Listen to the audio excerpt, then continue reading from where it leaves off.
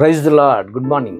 మన ప్రభువును రక్షకుడైన యేసుక్రీస్తు పరిశుద్ధ నామములో యేసుతో అనుదినము అని ఈ పరిచర్య ద్వారా ప్రతిదినము దేవుని యొక్క శ్రేష్టమైన వాక్యాన్ని వింటున్న మీ అందరికీ నా హృదయపూర్వకమైన వందనములు. నా ప్రియ సహోదరి సహోదరుడు తలలు వంచుకుందాం, ప్రార్థన చేసుకుందాం.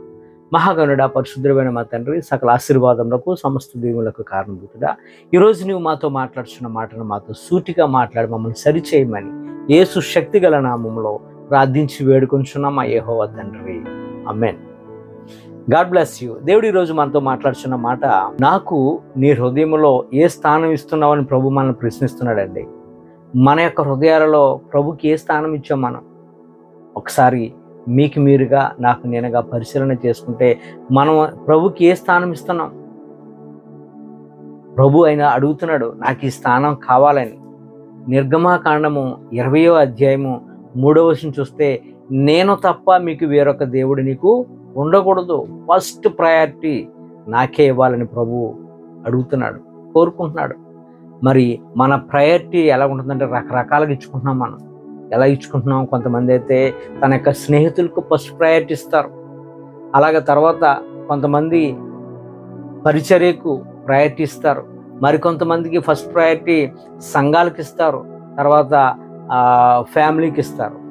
కానీ మన యొక్క ఫస్ట్ ప్రయారిటీ ఎలా ఉండాలి అంటే, ఈ వాక్యం ఉంటున్న నా ప్రియ సహోదరి సహోదరుడా, మన యొక్క ప్రయారిటీ ఎలా ఉంది ఈరోజు అనేది మనం చూస్తే, ఎవరికి ఇస్తున్నావు నీ యొక్క ప్రయారిటీ? ఫస్ట్ ప్రయారిటీ ఒక లైన్ పెట్టుకుంటే ఎలా ఉంది నీ యొక్క ప్రయారిటీ అంటే, యేసుప్రభు దేవుడు కదా, దేవుని కుమారుడు కదా. అయ్యా, నీ ప్రయారిటీ ఎవరికి? ఫస్ట్ ప్రయారిటీ మీరు ఎవరికి ఇస్తారు? ఎందుకంటే మీరు మాకు మాదిరి కదా, మీ యొక్క మాదిరిలో మేము నడుస్తున్నాం కదా, మీరు ఇచ్చినట్టే మేము కూడా నడుస్తామంటే ప్రభు ఇచ్చినటువంటి ప్రయారిటీ చూడండి, ఎంత గొప్ప ప్రయారిటీ ఇచ్చాడు ఆయన. ఒకసారి యేసుప్రభు వారు ఆ జన సమూహంతో కూడి ఆయన అక్కడ చిన్న మీటింగ్లో ఉండగా అక్కడ కిక్కిరిసిపోయింది జన సమూహం అంతా కూడా. చాలామంది ఉన్నారు, అక్కడ ప్లేస్ లేదు, చాలామంది బయట ఉన్నారు. ఈలోపు యేసుప్రభు వారి యొక్క తల్లి అయినటువంటి మరియా, ఆయన సహోదరులు వచ్చారు. వారు బయట ఉన్నారు. వారు వచ్చారని నిల్చున్నారని యేసుప్రభు దగ్గరికి కబురు వెళ్ళింది. అయ్యా, నీ తల్లి నీ యొక్క సహోదరులు వచ్చారు, వారు బయట ఉన్నారంటే ప్రభు చక్కగా మాట్లాడతారు వాళ్ళతో.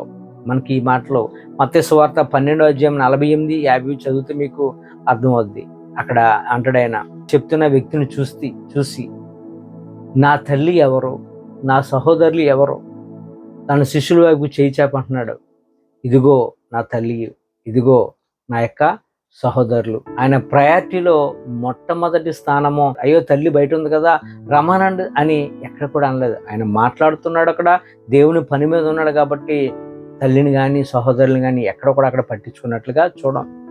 ఆ తర్వాత ఆయన ప్రయారిటీ తన యొక్క కుటుంబానికి ఇచ్చినట్లుగా మనం చూస్తాం.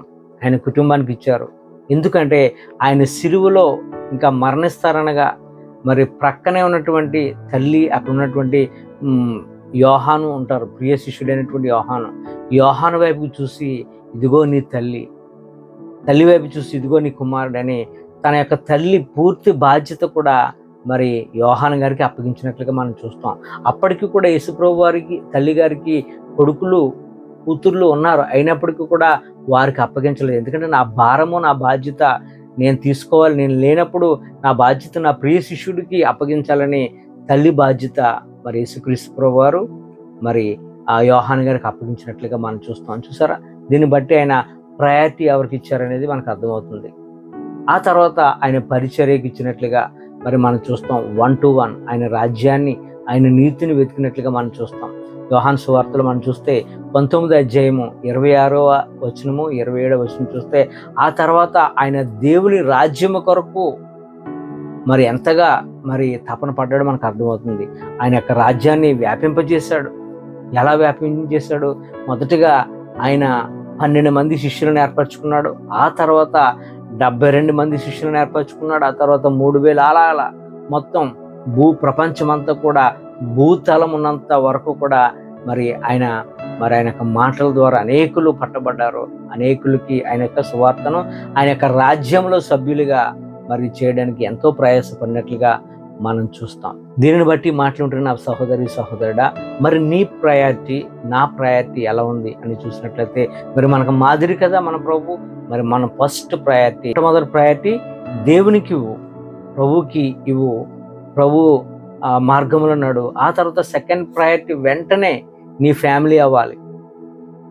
నీ యొక్క ఫ్యామిలీ, నీ భార్య, నీ పిల్లలు, నీ తల్లిదండ్రులు, అలాగే నీ సిబ్లింగ్స్ ఎవరైనా. ఆ తర్వాత థర్డ్ ప్రయారిటీ నీ యొక్క పరిచర్యకి ఇస్తావో, లేదంటే నీ స్నేహితులకి ఇస్తావో, లేదా నీ ఉద్యోగానికి ఇస్తావో, నీ చేతి పనికి ఇస్తావో, అది నీ వ్యక్తిగతం.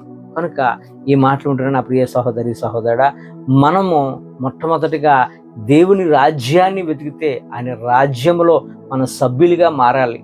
ఆయన మన యొక్క రాజు, మన యొక్క ప్రభు ఆయన.